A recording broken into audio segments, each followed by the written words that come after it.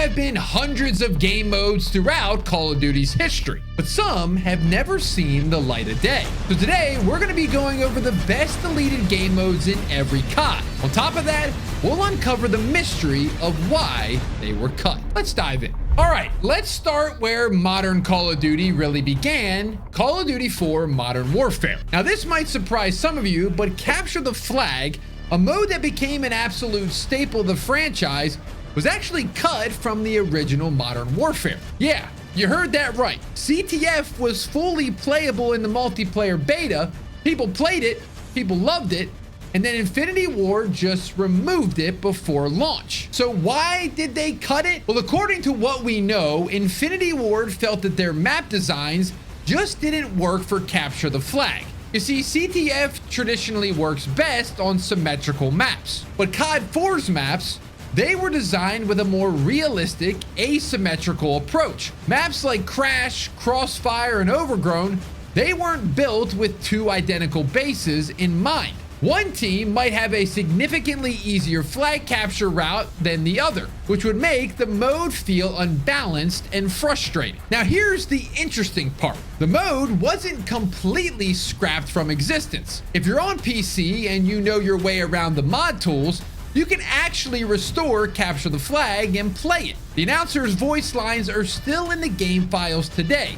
The code is there. It's just like a ghost haunting the game's data. Now, next up, we have World at War. This was Treyarch's gritty, brutal take on World War II. This game gave us Nazi zombies pretty much on accident, but buried in the game files is something that could have completely changed how we think about COD multiplayer. This is Tank War. Tank War was exactly what it sounds like. A multiplayer mode focused entirely on vehicle combat. No infantry, no running around with your MP40. You spawn directly into a tank, and the entire match is armored warfare. Now, World at War already had vehicles in some of its larger multiplayer modes, but Tank War would have taken that into a whole nother level. Imagine an entire lobby of players, all in tanks, battling it out across these massive maps designed specifically for this type of combat. So why was it cut?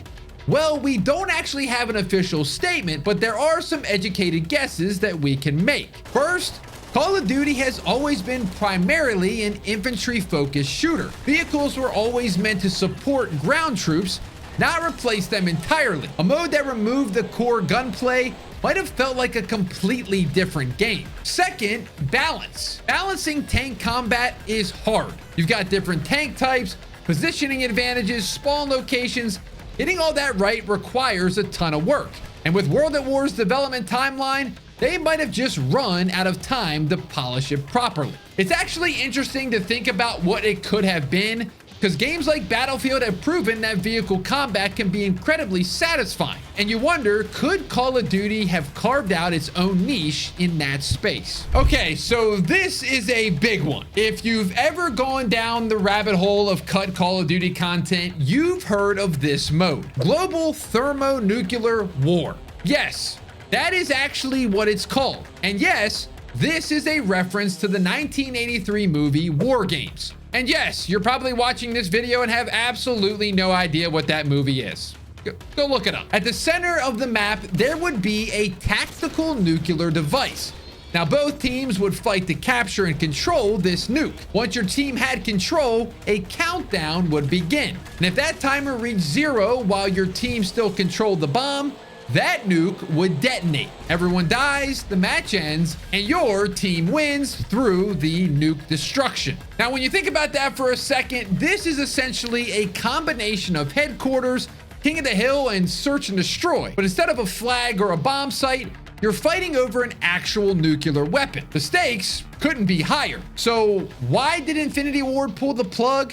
Well, there's actually a few theories. First, it might have been too similar to existing modes. Like I said, you've already got Headquarters for zone control, sabotage for bomb mechanics, maybe global just felt redundant despite its unique twist. Second, the pacing maybe felt off. A mode centered around one location could lead to absolute chaos, spawn trapping, grenade spam, just an unplayable mess with MW2's weapon balance. By the way, Global wasn't the only mode cut from MW2. There was also Arena, which was team deathmatch where everyone has one life. VIP, one player is randomly selected and their team has to protect them, and one flag CTF. MW2 was loaded with experimental ideas that just never made it out of development. Now it's time for Black Ops, the game that gave us Nuketown, the original Zombies crew, and wager matches. Now, Treyarch was experimenting a lot with this game, and not everything made the cut. One mode that was left on the cutting room floor,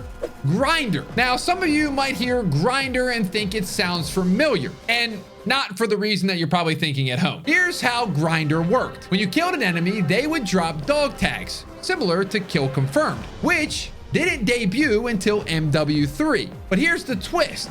Collecting those tags didn't immediately score you points. Instead, you had to take those tags to a specific location on the map, a grinder or a bank point. Only then would your team get the points. Now, like I said, this concept eventually appeared as Grind in Black Ops 2 and Ghosts, but Grinder was the original vision, and it was planned for the first Black Ops. The likely reason, in my opinion, for them cutting it, Black Ops already had so many other modes. Between standard multiplayer, wager matches with gun game, one in the chamber, sharpshooter, and sticks and stones, plus combat training and zombies, this game was absolutely packed with content. Adding another experimental mode might have just spread the player base too thin. Black Ops 2 took us to the future and completely changed how we thought about Call of Duty campaigns with branching storylines. But in multiplayer, there was a mode hiding in the files that sounded absolutely chaotic. This is Hacker. Okay, so Hacker was a free-for-all mode with a really unique twist. Scattered around the map would be neutral AGRs, those little rolling death machines that were already in the game as score streaks. But here's the thing. These AGRs wouldn't be active. Your job was first to disable them, then hack them to take control. Once you had control, you could use the AGR to rack up kills. Now, how did the point system work? Well, it's pretty simple. Hacking an AGR successfully would get you points, killing enemy players directly, and getting kills with your hacked AGR. There is some strategy to this game, although it seems kind of chaotic. Do you let someone else hack the one AGR that you're working on and destroy it and steal it? Or do you ignore the AGRs entirely and just rack up gun kills while everyone else is distracted? Unfortunately, not much of this mode survived in the final game. We know it existed because there's an icon for it in the files and some code references, but the full implementation was scrapped pretty early in development. Now, why? I gotta be honest with you, this game mode just seems like a complete mess. Would it have been fun? Maybe, but it would have been super crazy and chaotic. Now we are moving on to Black Ops 3, and we're actually going to have a little bit of a callback to Black Ops 2. In BO3, Treyarch tried something that would have fundamentally changed how respawn modes worked. This is Purgatory. Purgatory is a team deathmatch variant, but with one brutal twist. Everyone only has one life per round. Now, I hear you saying this at home, that just sounds like search and destroy. Well, not quite. If you get a kill, you respawn a player on your team, and the enemy player stays dead until the next round. This pretty much created an entirely different dynamic than anything else in Call of Duty. In Search, everyone's on equal footing with one life, but Purgatory rewards aggression and skill with more lives, creating a widening gap between the winning and losing team. Now, I'm not much of a Destiny player, but I've been told that this concept actually exists in their game. And correct me if I'm wrong, but Trials of Osiris has a similar mechanic where kills can bring back teammates. Now, why was it cut? It might have been just too punishing for casual players. Imagine jumping into this mode as an average player and just dying instantly, then watching skilled players dominate for the rest of the round. On top of that, remember this is a jetpack COD, so the skill gap was already high as it is. After After a jetpack Call of Duty, Sledgehammer returned to make another game called Call of Duty World War II. This was that classic grounded Call of Duty experience that we all had been looking for again. Now with this game, there's been something that's come to light very recently. In January 2025, leaked footage revealed that Sledgehammer Games was working on a battle royale mode for World War II. The footage was shared by a Twitter user named Liam in early 2025. And while it doesn't show a ton and development was never completed, it gave us a fascinating glimpse at what could have been the original Call of Duty Battle Royale. Now the leaked footage is pretty rough, but you can see the foundations being laid. So why didn't it happen?